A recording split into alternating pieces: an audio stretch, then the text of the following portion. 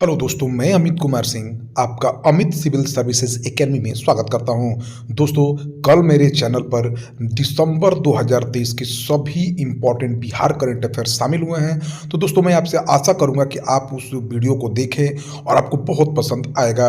आपके ही प्यार और दुआ से मेरा चैनल आगे बढ़ रहा है। मैं आपके लिए इंपॉर्टेंट करंट अफेयर्स डेली लेकर आता हूँ। आज हम लोग दोस्तों 2 और 3 जनवरी 2024 के सभी बिहार करंट अफेयर्स 6 अखबारों का निचोड़ देखेंगे। इसमें हम लोग राष्ट्रीय तथा अंतर्राष्ट्रीय खबरों को भी देखते हैं।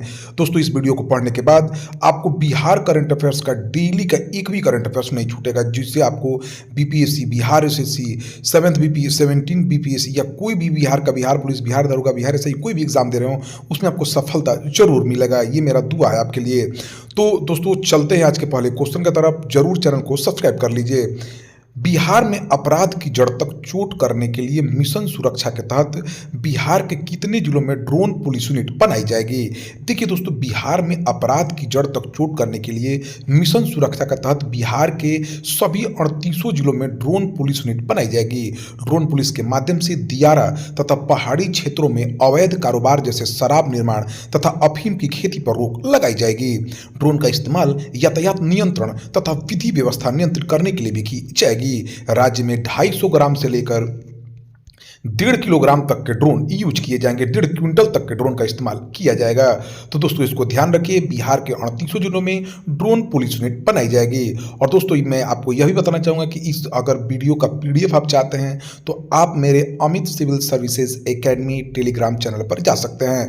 मेरे दोस्तों यूट्यूब के पेज पर, मेरे यूट्यूब चैनल पर आप टेलीग्राम लिंक भी दिया हुआ है, आप उस पर डायरेक्ट जाकर क्लिक करने से आप मेरे चैनल पर चले जाएंगे। तो Amit Civil Services Academy channel का नाम है टेलीग्राम पर। वहां पर आपको डेली पीडीएफ, मंथली पीडीएफ आपको मिल जाएंगे, ईयरली पीडीएफ भी वहां पे आपको मिलेंगे। तो देर ना करें, जाके देखिए। बिहार सरकार ने किस क्षेत्र में राष्ट्रीय पुरस्कार लाने पर सरकारी नौकरी देने का ऐलान किया है? देखिए दोस्तों, बिहार सरकार ने कला एवं संस्कृति क्षेत्र में राष्ट्रीय पुरस्कार जीतने वाले जो भी जीतेंगे सम्मानित व्यक्ति, उनको सरकारी नौकरी देने का ऐलान बिहार सरकार ने किया है।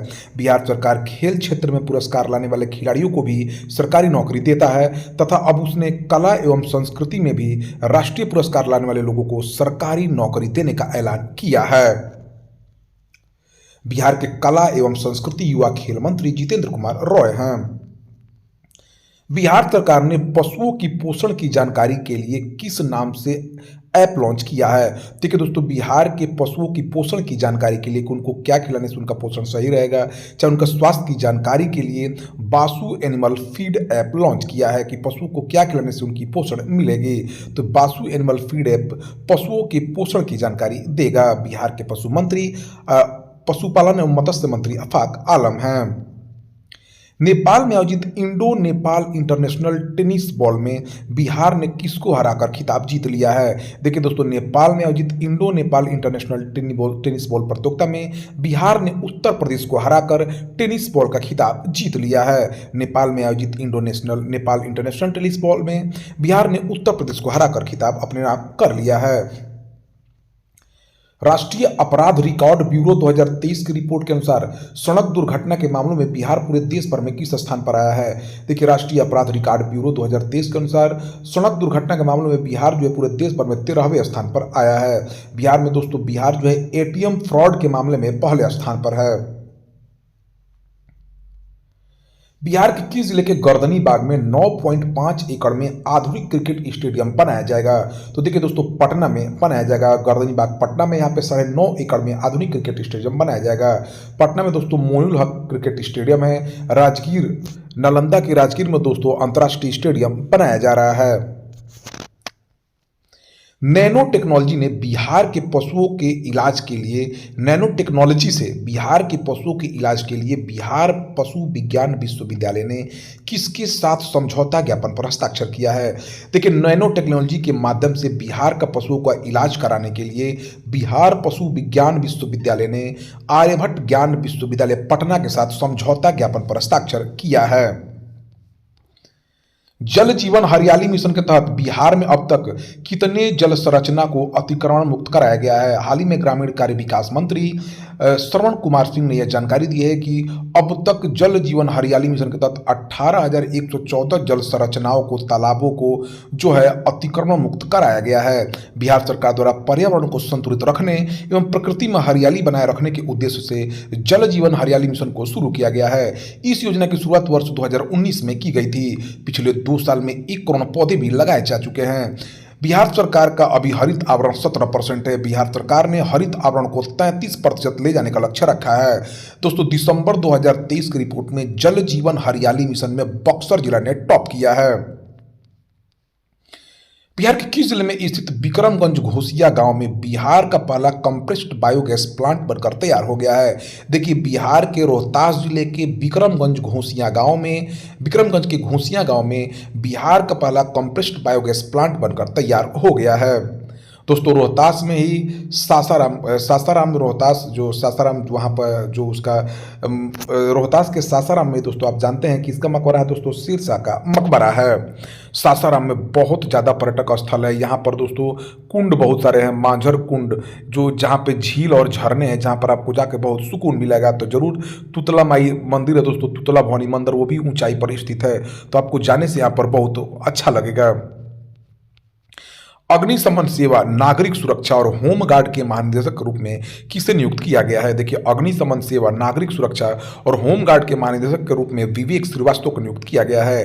केंद्रीय कैबिनेट की नियुक्ति समिति ने हाल ही में अग्निशमन सेवा, नागरिक सुरक्षा और होमगार्ड के महानिदेशक के रूप में गुजरात कैडर के आईपीएस अधिकारी विवेक श्रीवास्तव की नियुक्ति को मंजूरी दे दी है। अग्निशमन सेवा, नागरिक सुरक्षा और होमगार्ड गृह मंत्रालय के तहत कार्य करता है। संयुक्त राष्ट्र सुरक्षा परिषद द्वारा अफगानिस्तान में शांति के लिए किसे विशेष दूत बनाया गया है? तो देखिए दोस्तों, संयुक्त राष्ट्र सुरक्षा परिषद द्वारा अफगानिस्तान में शांति के लिए हामिद करजई को संयुक्त राष्ट्र सुरक्षा परिषद द्वारा अफगानिस्तान में शांति के विशेष दूत के तौर पर नामित किया गया है। आप इस अफगानिस्तान के पूर्व राष्ट्रपति हामिद करजई हैं। चीन और रूस सुरक्षा परिषद में लाए इस प्रस्ताव मतदान से दूर है, जबकि 13 देशों ने इस प्रस्ताव का समर्थन किया। गौरतलब है कि साल 2021 में तालिबान ने अफगानिस्तान की सत्ता पर कब्जा कर लिया था। रक्षा मंत्री राजनाथ सिंह ने यूपी के किस शहर में बालिकाओं के लिए पहले सैनिक स्कूल का उद्घाटन किया है? रक्षा मंत्री राजनाथ सिंह ने उत्तर प्रदेश के मुख्यमंत्री योगी आदित्यनाथ के साथ में मथुरा के वृंदावन में बालिकाओं के लिए पहले सैनिक स्कूल संविद गुरुकुलम सैनिक स्कूल का उद्घाटन किया है। सरकार ने साल 2019 में इस तरह के 100 नए सैनिक स्कूलों की स्थापना की पहल की थी, जिनमें से 42 विद्यालय स्कूल स्थापित किए जा चुके हैं। इसके तहत गैर सरकारी संगठनों, निजी, राज्य सरकारी विद्यालयों के साथ साझेदारी की गई है। किसने हाल ही में नौसेना में चीफ ऑफ मटेरियल का पदभार ग्रहण किया है? तो किरण देशमुख ने। वाइस एडमिरल किरण देशमुख भारतीय नौसेना में चीफ ऑफ मटेरियल का पदभार ग्रहण किया है। Vice admiral Deshmukh VJTI Mumbai विश्वविद्यालय की पूर्व छात्र हैं। वह साल 1986 को भारतीय नौसेना में शामिल हुई थी। वही vice admiral B Shiv Kumar युद्धपोत उत्पादन और खरीद नियंत्रण के रूप में कार्यभार संभाला है। भारतीय नौसेना प्रमुख VR चौधरी हैं। Skin care brand Nivea India ने किसे अपना नया प्रबंध निदेशक नियुक्त किया है? तो देखिए दोस्तों, skin care brand Nivea India ने गीतिका मेहता को अपना नया प्रबंध निदेशक नियुक्त किया है। गीतिका मेहता के पास FMCG क्षेत्र में 2 दशकों से अधिक का अनुभव है। इसके पहले गीतिका 2.5 साल तक हर्षे इंडिया की प्रबंध निदेशक थे। किस राज्य सरकार द्वारा राजीव गांधी स्वरोजगार स्टार्टअप योजना शुरू की गई है? तो हिमाचल प्रदेश सरकार ने राजीव गांधी स्वरोजगार स्टार्टअप योजना शुरू की है। हिमाचल प्रदेश कैबिनेट ने राजीव गांधी स्वरोजगार स्टार्टअप योजना के चरण 11 की शुरुआत की घोषणा की है। इस पहल का लक्ष्य 21 से 45 वर्ष की आयु के युवाओं के लिए सौर ऊर्जा परियोजनाएं स्थापित करना है। इस कार्यक्रम का अंतिम लक्ष्य राज्य सरकार की स्वरोजगार के माध्यम से स्वच्छ ऊर्जा पहल को बढ़ावा देना है। हिमाचल प्रदेश के मुख्यमंत्री सुखविंदर सिंह सुक्खू हैं। हिमाचल प्रदेश के राज्यपाल शिव प्रताप शुक्ला हैं। किस राज्य के राज्यपाल बंडारू दत्तात्रेय ने आयुष्मान भारत योजना के तहत कैशलेस स्वास्थ्य सुविधा का उद्घाटन किया है? तो देखिए दोस्तों, हरियाणा के राज्यपाल बंडारू दत्तात्रेय ने आयुष्मान भारत योजना के तहत कैशलेस स्वास्थ्य सुविधा का उद्घाटन किया है। हरियाणा के मुख्यमंत्री मनोहर लाल खट्टर हैं। हरियाणा सरकार ने नए साल में सरकारी कर्मचारियों और उनके आश्रितों को कैशलेस स्वास्थ्य सुविधा का अहम तोहफा दिया है। उद्घाटन कार्यक्रम के दौरान राज्यपाल और मुख्यमंत्री ने लाभार्थियों को आयुष्मान कार्ड वितरित किया है। किस देश के बल्लेबाज डेविड वार्नर ने टेस्ट के साथ ही वनडे क्रिकेट से भी संन्यास लेने की घोषणा की है? ऑस्ट्रेलियाई हरफनमौला बल्लेबाज डेविड वार्नर ने टेस्ट के साथ ही वनडे क्रिकेट से भी संन्यास लेने की घोषणा कर दी है। दोस्तों, वार्नर 30 जनवरी 2023 से ही पाकिस्तान के विरुद्ध सिडनी में अपने कैरियर का अंतिम टेस्ट मैच खेलेंगे। वार्नर के वनडे से संन्यास लेने की पुष्टि क्रिकेट ऑस्ट्रेलिया ने भी की है। डेविड वार्नर ने अपने टेस्ट करियर की शुरुआत 2011 में न्यूजीलैंड के विरुद्ध ब्रिस्बेन में की थी। वार्नर ने अब तक खेले 111 टेस्टों में 44.58 की औसत से 8,695 रन बनाए हैं। इसमें 26 शतक और 36 अर्धशतक शामिल हैं। अब तक खेले गए 161 वनडे मैचों में 45.30 की औसत से कुल 6,932 रन बनाए हैं, जिसमें 22 शतक और 33 अर्धशतक भी शामिल हैं। समय की पाबंदी के हिसाब से दुनिया के शीर्ष 10 एयरपोर्टों में भारत का कौन सा एयरपोर्ट शामिल हुआ है? तो समय की पाबंदी के हिसाब से लिहाज से दुनिया के शीर्ष 10 एयरपोर्टों में भारत का हैदराबाद दूसरे नंबर पर और बेंगलुरु एयरपोर्ट तीसरे नंबर पर है। ठीक है दोस्तों, याद रखिए इसको। भारतीय अक्षय ऊर्जा विकास एजेंसी लिमिटेड ने रणनीतिक विस्तार के लिए 2024 को कौन सा वर्ष नामित किया है? तो भारतीय अक्षय ऊर्जा विकास एजेंसी लिमिटेड इरेडा ने रणनीतिक विस्तार के लिए 2024 को मानव संसाधन विकास और अनुशासन वर्ष घोषित किया है। नव वर्ष 2024 के अवसर पर भारतीय अक्षय ऊर्जा विकास एजेंसी लिमिटेड के मुख्य प्रबंधक प्रदीप कुमार दास ने इसकी घोषणा की है। भारतीय अक्षय ऊर्जा विकास एजेंसी लिमिटेड इरेडा की स्थापना 1987 में हुई थी। इरेडा के प्रबंध निदेशक प्रदीप कुमार दास है। इरेडा का मुख्यालय नई दिल्ली है। इरेडा को गैर बैंकिंग वित्तीय संस्था के रूप में एक पब्लिक लिमिटेड कंपनी के तौर पर गठित किया गया था। इरेडा भारत सरकार के नवीन एवं नवीकरणीय ऊर्जा मंत्रालय के प्रशासनिक नियंत्रण के अधीन कार्यरत एक मिनी रत्न श्रेणी कंपनी है। इरेडा के कार्य नवीन एवं नवीकरणीय ऊर्जा स्रोतों से संबंधित परियोजनाओं को प्रोत्साहित करना तथा इनके विकास हेतु वित्तीय सहायता प्रदान करना है। इरेडा को अपनी कंपनी अधिनियम 1956 की धारा 4A के तहत सार्वजनिक वित्तीय संस्थान के रूप में अधिसूचित किया गया है। इरेडा को भारतीय रिजर्व बैंक के नियमों के अंतर्गत गैर बैंकिंग वित्तीय कंपनी के रूप में पंजीकृत किया गया है। किसे हाल ही में MS स्वामीनाथन पुरस्कार से सम्मानित किया गया है? तो VR कंबोज को। चौधरी चरण सिंह हरियाणा कृषि विश्वविद्यालय के कुलपति PR कंबोज को प्रतिष्ठित MS स्वामीनाथन पुरस्कार से सम्मानित किया गया है। कंबोज को यह अवार्ड कृषि विज्ञान के क्षेत्र में वैज्ञानिक और विस्तार विशेषज्ञ के रूप में उनके योगदान के लिए दिया गया है। कर्नाटक के राज्यपाल थावर चंद गहलोत ने यह पुरस्कार प्रदान किया है। पावर ग्रिड कॉर्पोरेशन के नए अध्यक्ष और प्रबंध निदेशक के रूप में किसे नियुक्त किया गया है? तो देखिए दोस्तों, रविंद्र कुमार त्यागी PGCIL के प्रबंध निदेशक बने हैं। विद्युत मंत्रालय के स्वामित्व वाले पावर ग्रिड कॉर्पोरेशन के नए अध्यक्ष और प्रबंध निदेशक के रूप में रविंद्र कुमार त्यागी को नियुक्त किया गया है। त्यागी श्रीकांत कांदीकुप्पा का स्थान लेंगे, जो हाल ही में रिटायर हुए थे। Power grid corporation of India limited द्वारा भारत सरकार के विद्युत मंत्रालय के स्वामित्व वाला केंद्रीय सार्वजनिक क्षेत्र का उपक्रम है। 3 जनवरी को प्रधानमंत्री नरेंद्र मोदी ने कहां पर 1150 करोड़ की विकास योजनाओं का शिलान्यास और उद्घाटन किया है? तो लक्षद्वीप में दोस्तों। 3 जनवरी को प्रधानमंत्री नरेंद्र मोदी ने लक्षद्वीप दौरे के दौरान कावरती की स्टेडियम पहुंचे। यहां उन्होंने 1150 करोड़ की विकास योजनाओं का शिलान्यास और उद्घाटन किया है। ये इंटरनेट, बिजली, पानी, स्वास्थ्य और बच्चों से जुड़ी परियोजनाएं हैं। कावरती में PM मोदी ने Kochi Lakshadweep submarine optical fibre project का उद्घाटन किया है। अब लक्षद्वीप में 100 गुना ज्यादा स्पीड से इंटरनेट मिलेगा। खारे पानी को मीठे में बदलने वाला नया प्लांट भी लगाया जाएगा, जिससे हर घर में पीने लायक पानी पहुंच सके। इसके पायलट प्लांट कवरती, अगत्ती और मिनिकॉय आइलैंड में लगाए गए हैं। भारत कितने वर्षों के लिए संयुक्त राष्ट्र सांख्यिकी आयोग के सदस्य के रूप में अपना कार्यकाल शुरू किया है? देखिए, हाल ही में भारत ने संयुक्त राष्ट्र सांख्यिकी आयोग के सदस्य के रूप में अपना 4 साल का कार्यकाल शुरू किया है। वो यह वैश्विक सांख्यिकी प्रणाली का सर्वोच्च निकाय है। इसकी स्थापना साल 1947 में की गई थी। इस आयोग में संयुक्त राष्ट्र के 24 सदस्य देश शामिल है। भारत आखिरी बार 2004 में सांख्यिकी आयोग का सदस्य बना था। इंडियन ऑयल कॉर्पोरेशन की नई निदेशक कौन बनी है? तो देखिए, इंडियन ऑयल कॉर्पोरेशन की नई निदेशक रश्मि गोयल बनी है। रश्मि गोयल सार्वजनिक क्षेत्र की इंडियन ऑयल कॉर्पोरेशन की नई निदेशक बनाई गई है। वह इस समय IOC में कार्यकारी निदेशक है। भारतीय अंतरिक्ष अनुसंधान संगठन इसरो ने 1 जनवरी 2024 को सुबह 9:10 बजे एक्सरे पोलरीमीटर सैटेलाइट को कहां से लॉन्च किया है? तो श्रीहरिकोटा सतीश धवन अंतरिक्ष केंद्र आंध्र प्रदेश से इसको लॉन्च किया गया है। यह मिशन एक्सपोसैट एक्सरे स्रोत के रहस्यों का पता लगाने और ब्लैक होल की रहस्यमयी दुनिया का अध्ययन करने में मदद करेगा। इसको एक्सपो सैटेलाइट को PSLV C58 की मदद से लॉन्च किया गया है। एक्सपो सैटेलाइट चरम स्थितियों में उज्जवल खगोलीय एक्सरे स्रोतों की विभिन्न गतिशीलता की स्टडी करने के लिए भारत का पहला समर्पित पोलरीमेट्री मिशन है।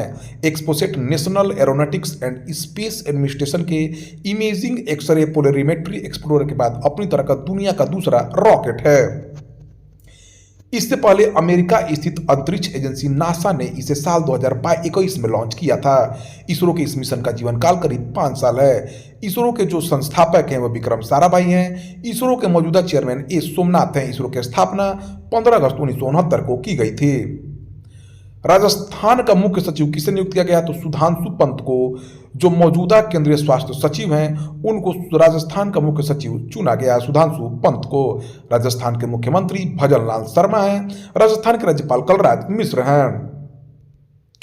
भारतीय अंतरिक्ष एजेंसी इसरो के विक्रम साराभाई अंतरिक्ष केंद्र ने किस नाम से एक विश्लेषण सॉफ्टवेयर विकसित किया है? तो उसका नाम दोस्तों फीस्ट है।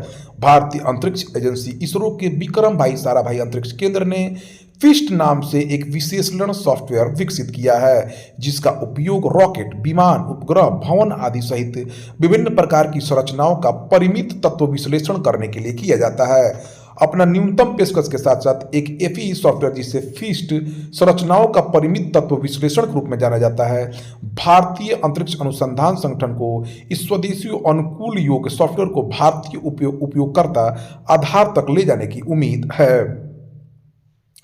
चेन्नई तमिलनाडु में 20 से 24 जनवरी 2024 तक आयोजित होने वाले खेलो इंडिया यूथ गेम्स में पहली बार किस गेम को शामिल किया गया? तो स्क्वैश को।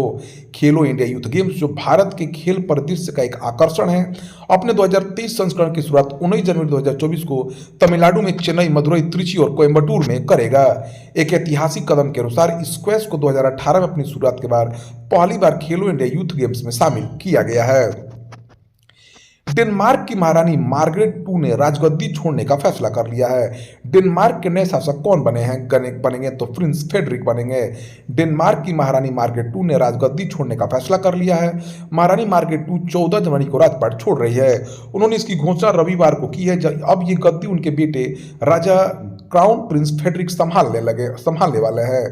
महारानी मार्गरेट 2 दुनिया की एकमात्र राज करने वाली रानी और यूरोप में सबसे लंबे समय तक जीती रहने वाली महारानी है। एक वर्ष में अंतर्राष्ट्रीय क्रिकेट में 100 छक्के लगाने वाले इतिहास के पहले क्रिकेटर कौन बने हैं? तो ये दोस्तों मोहम्मद वसीम हैं। एक वर्ष में अंतर्राष्ट्रीय क्रिकेट में 100 छक्के लगाने UAE के कप्तान, संयुक्त अरब अमीरात के कप्तान मोहम्मद वसीम ने अंतर्राष्ट्रीय क्रिकेट में वह ऊंचाइयां हासिल की जो कोई नहीं कर सका है। उन्होंने रोहित शर्मा का रिकॉर्ड तोड़ते हुए 2030 को शानदार तरीके से समाप्त करते हुए एक कैलेंडर वर्ष में अंतर्राष्ट्रीय क्रिकेट में 100 छक्के लगाने वाले पहले खिलाड़ी बन गए हैं। उत्तर प्रदेश के किस जिले की रहने वाली अनामिका शर्मा ने इतिहास रचते हुए बैंकॉक में राम मंदिर के ध्वज के साथ स्काई डाइविंग की है तथा 13,000 फीट की ऊंचाई पर राम मंदिर के साथ ध्वज के साथ छलांग लगाई है। तो दोस्तों देखिए, यह राम मंदिर के प्रति दीवानगी है कि उत्तर प्रदेश के प्रयागराज की रहने वाली अनामिका शर्मा ने बैंकॉक में राम मंदिर ध्वज के लिए 13,000 फीट की ऊंचाई पर स्काई डाइविंग की है। तो ये प्रयागराज की रहने वाली हैं। राष्ट्रीय अपराध रिकॉर्ड ब्यूरो 2023 के अनुसार कौन सा राज्य साइबर क्राइम के मामले में प्रथम स्थान पर आया है? तो दोस्तों तेलंगाना है। तेलंगाना के मुख्यमंत्री रेवंत रेड्डी और तेलंगाना के राज्यपाल तमिलसाई सौंदरराजन है। तेलंगाना में साइबर फ्रॉड की घटनाएं सबसे अधिक हुई है। दूसरे स्थान पर महाराष्ट्र आता है। देश के सबसे युवा 40 वर्ष के पुलिस महानिरीक्षक IG कौन बने हैं? तो देखिए दोस्तों, देश के सबसे युवा पुलिस महानिरीक्षक या IG अरुण मोहन जोशी बने हैं। 2006 बैच के IPS अरुण मोहन जोशी देश के सबसे कम उम्र के IG बन गए हैं। कुछ दिन पहले ही उनको उत्तराखंड के मुख्यमंत्री पुष्कर सिंह धामी ने IG का पदभार ग्रहण कराया है। कुछ दिन पहले ही शासन ने उनकी DPC पर मुहर लगाई है। उत्तराखंड के चकराता निवासी आईपीएस अरुण मोहन जोशी वर्ष 2006 में सबसे कम उम्र में आईपीएस भी बने थे। इसके बाद देश में अन्य उप अफसर कम उम्र में आईपीएस बनने का रिकॉर्ड अपने नाम दर्ज करा चुके हैं। झारखंड सरकार ने अपने किस जिले को रागी कैपिटल ऑफ इंडिया घोषित किया है? तो देखिए दोस्तों, रागी एक फसल है, तो रागी कैपिटल ऑफ इंडिया झारखंड सरकार ने अपने गुमला जिले को घोषित किया है। झारखंड के मुख्यमंत्री हेमंत सोरेन है, झारखंड के राज्यपाल सीपी राधाकृष्णन है। किस राज्य सरकार ने समाज के वरिष्ठतम महिलाओं के एकीकरण के लिए अभय हस्तम कार्यक्रम शुरू किया है? समाज के जो वरिष्ठतम महिलाएं हैं उनका एकीकरण किया जाएगा, उसके लिए तेलंगाना सरकार ने अभय हस्तम कार्यक्रम शुरू किया है। कर्नाटक के जाने माने किस मूर्तिकार के जरिए बनाई गई रामलला की मूर्ति की अयोध्या मंदिर के प्राण प्रतिष्ठा कार्यक्रम में शामिल किया जाएगा? तो अरुण योगीराज कर्नाटक के जो मूर्तिकार हैं उनके द्वारा बनाई गई रामलला की मूर्ति को अयोध्या मंदिर के प्राण प्रतिष्ठा कार्यक्रम में शामिल किया जाएगा। अरुण योगीराज केदारनाथ में स्थापित आदि शंकराचार्य की मूर्ति और दिल्ली में इंडिया गेट के पास स्थापित की गई सुभाष चंद्र बोस की मूर्ति के भी मूर्तिकार थे। प्रधानमंत्री विश्वकर्मा योजना लागू करने वाला पहला केंद्र शासित प्रदेश कौन बना है? तो ये जम्मू एवं कश्मीर बना है दोस्तों। 2 जनवरी को जम्मू कश्मीर में केंद्रीय कौशल विकास एवं उद्यमिता मंत्रालय में सचिव अतुल कुमार तिवारी और उपराज्यपाल के सलाहकार राजीव राव भटनागर ने सोपिया के औद्योगिक प्रशिक्षण क्षेत्र में दर्जी क्राफ्ट में 30 स्टूडेंट्स के पहले बैच के लिए ट्रेनिंग प्रोग्राम का वर्चुअल उद्घाटन किया है। इसके साथ ही जम्मू कश्मीर प्रधानमंत्री विश्वकर्मा योजना लागू करने वाला पहला केंद्र शासित प्रदेश बन गया है। ट्रेनिंग के दौरान स्टूडेंट्स को प्रतिदिन 500 रुपए दिए जाते हैं। इसमें प्रशिक्षित विश्वकर्माओं के लिए 15,000 रुपए का मुफ्त आधुनिक टूल किट भी शामिल है। प्रधानमंत्री नरेंद्र मोदी ने प्रधानमंत्री विश्वकर्मा योजना की शुरुआत सितंबर 2023 में की थी। यूरोपियन निवेश बैंक की पहली महिला अध्यक्ष कौन बनी है? तो नादिया कैल्विनो बनी है दोस्तों। स्पेन की नादिया कैल्विनो यूरोपियन इन्वेस्टमेंट बैंक की कमान संभालने के लिए तैयार हैं, जो संस्था की पहली महिला और स्पेनिश अध्यक्ष के रूप में इतिहास बना रही हैं। उनकी नियुक्ति 1 जनवरी से प्रभावी हो गई है। किस राज्य को भारत के पेट्रो राजधानी के रूप में मान्यता मिली है? तो गुजरात को दोस्तों भारत के पेट्रो राजधानी के रूप में मान्यता मिली है। तो दोस्तों यह रहा बिहार करंट अफेयर्स 2 से 3 जनवरी, साथ ही साथ राष्ट्रीय तथा अंतर्राष्ट्रीय घटनाओं के 6 अखबारों का निचोड़। तो दोस्तों ऐसे ही वीडियो प्राप्त करने के लिए हमारे चैनल से जुड़ जाइए। Thank you for watching my videos.